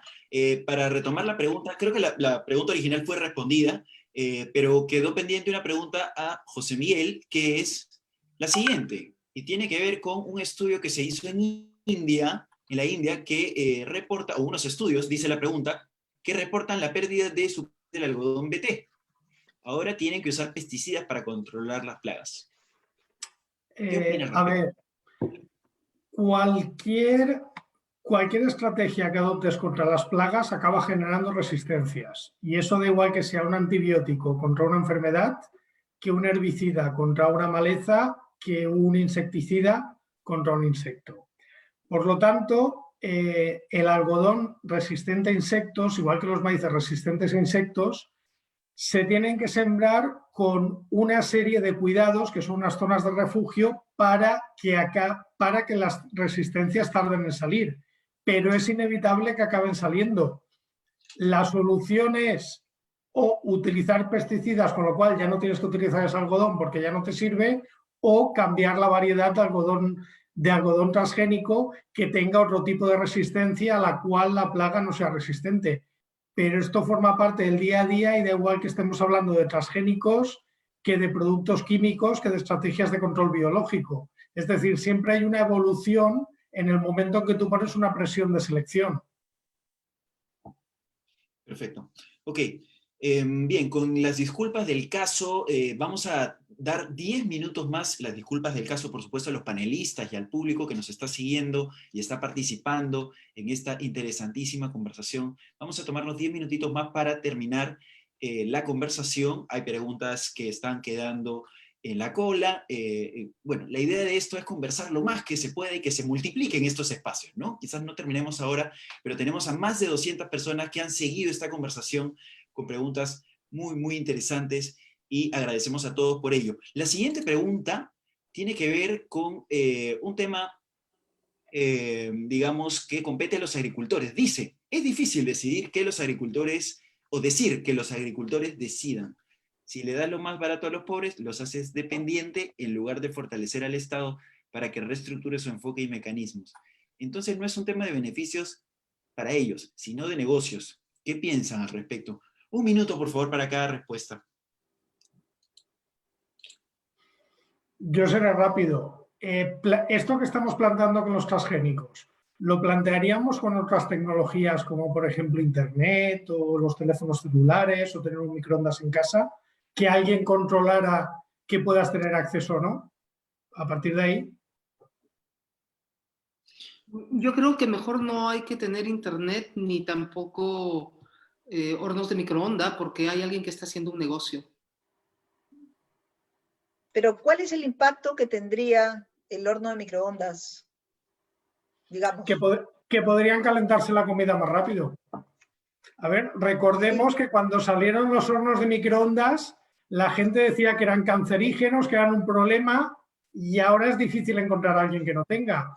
Lo mismo podría decirse en Internet. ¿Cuánta gente conocíais que decía, yo nunca tendré Internet? Si no he tenido nunca, no lo necesito. Y ahora, Eso en sí no cambio, conocía. Lo de los hornos microondas sí, pero lo del Internet no. Sin embargo, ¿qué pasó? Miremos ese ejemplo, ¿no es cierto? que ahora mismo estamos pudiendo tener este debate gracias a Internet. Y hace 30 años no lo hubiéramos podido tener. Por eso es tan importante, ¿no es cierto?, que podamos seguir sacando los mitos y las ideas que no son ciertas. En el horno microondas estaba el tema de que era cancerígeno. ¿Y qué se hizo? Empezar a tener estudios, hacer más investigación y demostrar que efectivamente no generaba ese perjuicio. O en todo caso, que tenías que retirarte y no ponerte al frente para que las ondas, no sé cuántitas, no te llegaran. O sea, finalmente se logró que la gente pudiera tener información. Es lo mismo que tenemos que tener aquí. Información, justamente. Recordemos que con los transgénicos también se decía al principio que eran cancerígenos, que eran tóxicos. Greenpeace, esa organización tan respetuosa con el patrimonio de Perú y con las líneas de Nazca, ha dicho un montón de mentiras, mentiras que la mayoría han caído por su propio peso. Justamente por eso, o sea, nuevamente, la discusión no es si el transgénico en sí mismo es malo o bueno. Esa no, yo creo que, de verdad, esa no es la discusión. La discusión es, ok, para que sea completamente bueno en sus efectos, que es lo que todos quisiéramos, ¿qué necesitaríamos tener? Porque si no tenemos esas otras cosas, podríamos generar que efectivamente todos los agricultores migren a una variedad y dejen de producir algunas que son nuestras. Nadie está diciendo eso, nadie está diciendo eso. Por eso, perdón, exactamente. Gisela, pero estás planteando que los transgénicos sea una política de Estado, porque estás creando, vamos a catecumenizar al agricultor en el conocimiento de los transgénicos. No sé, yo creo que hemos pasado de hablar de una moratoria a convertir el transgénico en una política de Estado. Y creo que eso es muy peligroso también. Ignacio, creo que esto no se trata de encontrar una nueva verdad y propagarla y crear misioneros que repartan y que conviertan a los pobres ignorantes de provincias, sino se trata de ser responsables.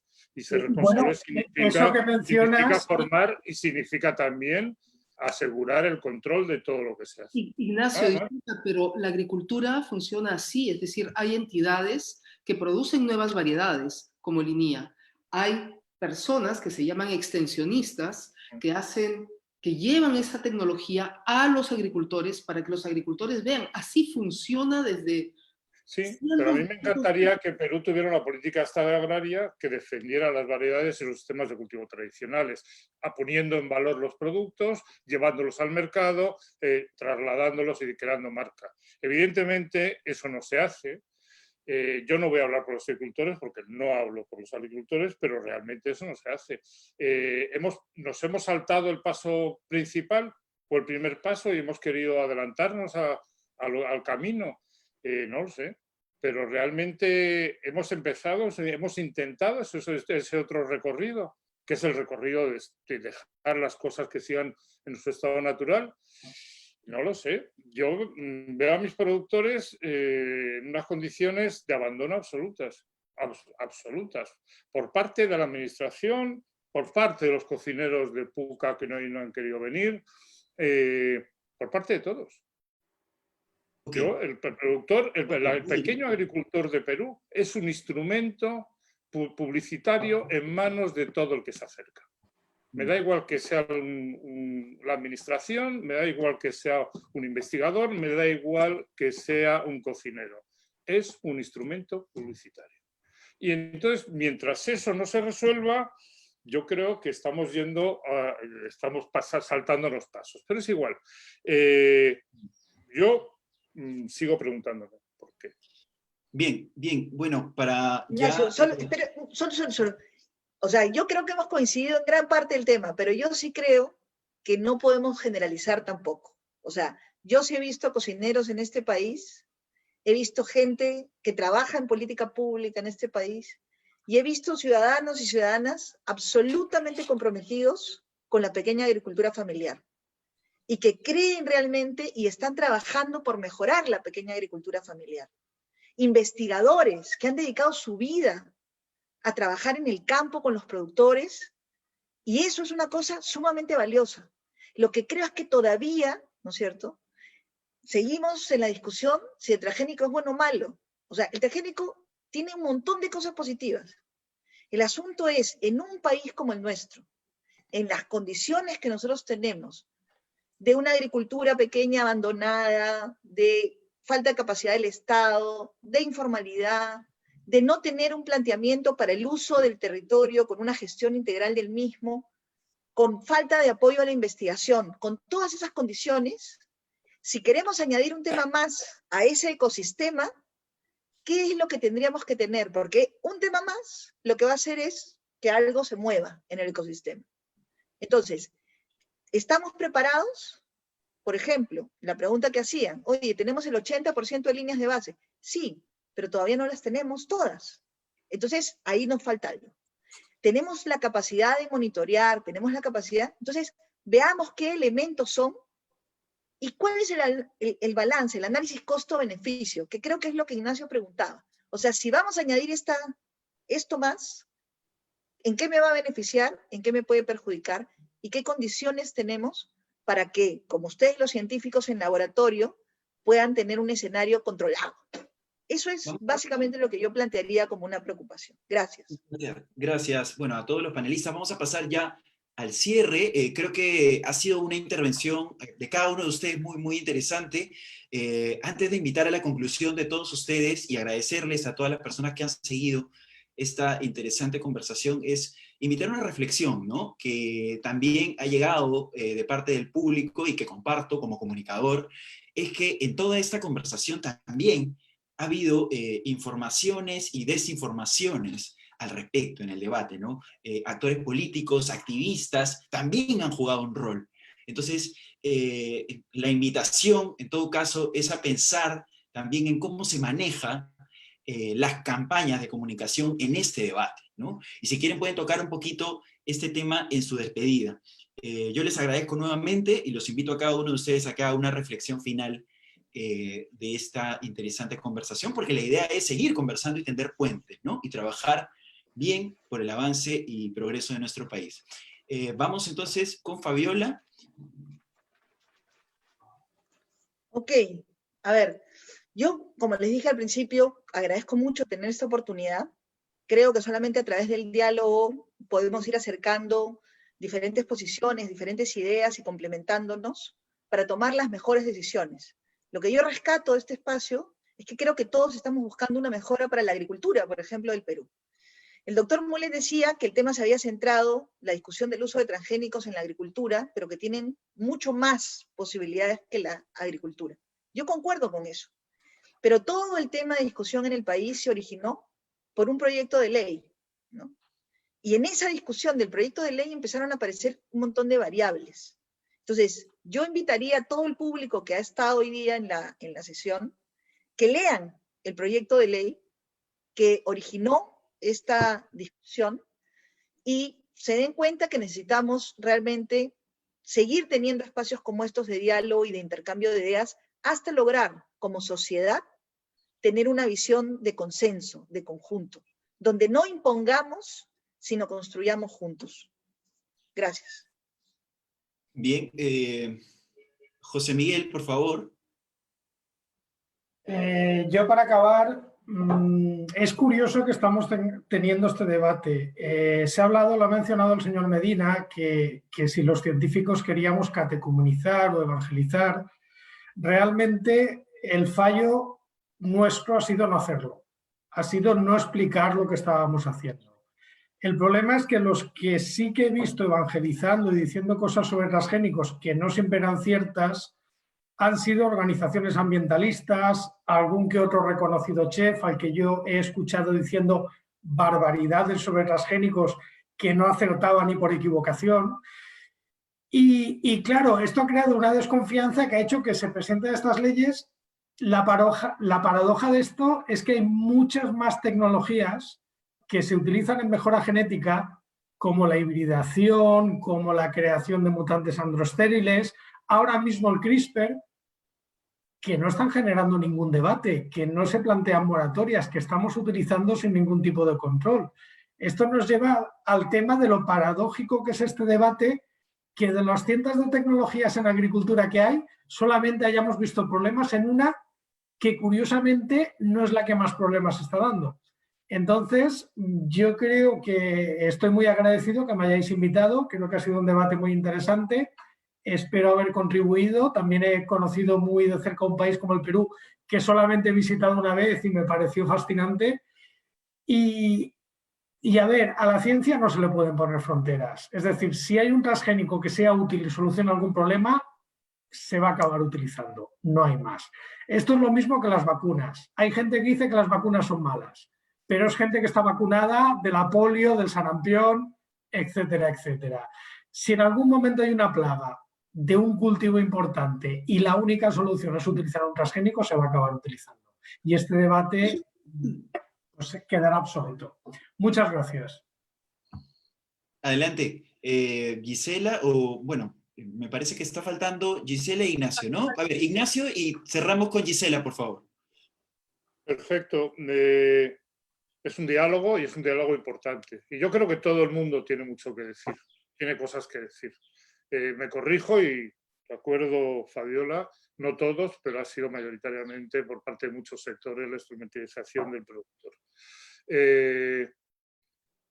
Es un diálogo importante y todos, incluidos los ambientalistas, los activistas, los cocineros, todos tienen algo que decir, aunque digamos que los cocineros que tienen poco discurso, o generalmente un discurso aprendido o leído.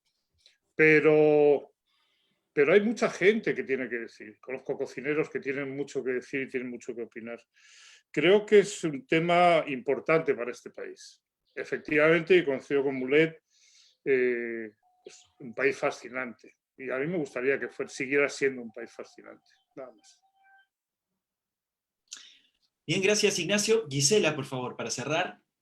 Nada, yo quería agradecerles a todos ustedes haber estado con nosotros hoy día. Me ha abierto los ojos sobre la necesidad de seguir trabajando en divulgación científica, en divulgación del trabajo que hacemos los científicos y cómo esto puede servir para la sociedad. Realmente creo que tenemos que hacer un esfuerzo mucho más grande en el Perú, en todo el mundo en general, para poder llevar la fascinación del conocimiento a toda la gente y que además, no solamente eso, sino que tengan más confianza en la gente que se dedica a generar la información y el conocimiento, ¿no? Creo que un problema en el Perú lo mencionó Ignacio al comienzo, cuando no estábamos todavía en línea. Él dijo, pero hay científicos que dicen una cosa y hay científicos que dicen otra cosa. ¿A quién le creo? ¿No? Y la verdad es que es la respuesta a eso que es tan evidente para nosotros los científicos, ¿no?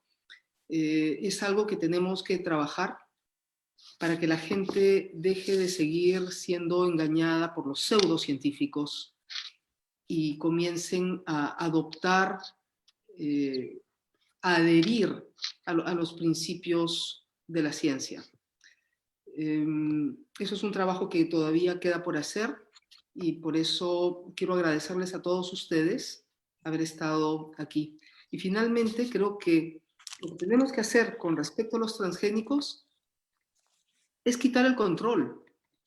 Es decir, una planta transgénica que tiene resistencias a la peste y que va a utilizar menos pesticidas, va a utilizar menos suelo, va a utilizar menos agua, es muchísimo más amigable con el ambiente que otra que no lo es. Así es. Y por eso debería ser llamada orgánica. O sea, no entiendo por qué no. Y con eso quiero terminar. Bien, bien, bueno. Y a la que no le tocas nada, ¿cómo la llamas? ¿Perdona? ¿También? A la que no le tocas nada ni le modificas nada, ¿cómo la llamas? Silvestre. Silvestre, ¿no es cierto? Ok, la pregunta de Ignacio, que yo creo también que no hemos terminado de contestar es, ¿por qué tendríamos, en un país como el nuestro, que dejar nuestras variedades silvestres? Las silvestres no se comen, no tenemos que dejarlas. No es una cosa o la otra. Y Por eso, eso ya es un trabajo complementario, pero bueno. ya está demostrado, ya ha ocurrido así. Ya ha ocurrido así, o sea, las variedades comerciales no han desplazado a las variedades tradicionales. Bien, hemos entonces tenido el seminario, webinario Transgénicos, una conversación para entender los temores y aclarar las dudas. Por supuesto que el tema está lejos de ser cerrado, y no solo este, sino todos los temas de ciencia en realidad son permanentemente debatibles y conversables. Espero que este debate, que esta conversación haya servido precisamente eso para tender puentes, conocernos mejor y poder lograr consensos para la mejora y el avance del Perú, ¿no? Bueno, Daniel Mesa para servirlos. Este ha sido una transmisión de En órbita, Científicos.p y la Asociación Peruana de Periodistas de Ciencia. Muchas gracias. Hasta otra oportunidad. Gracias. Gracias también. Chao. Chao, chao.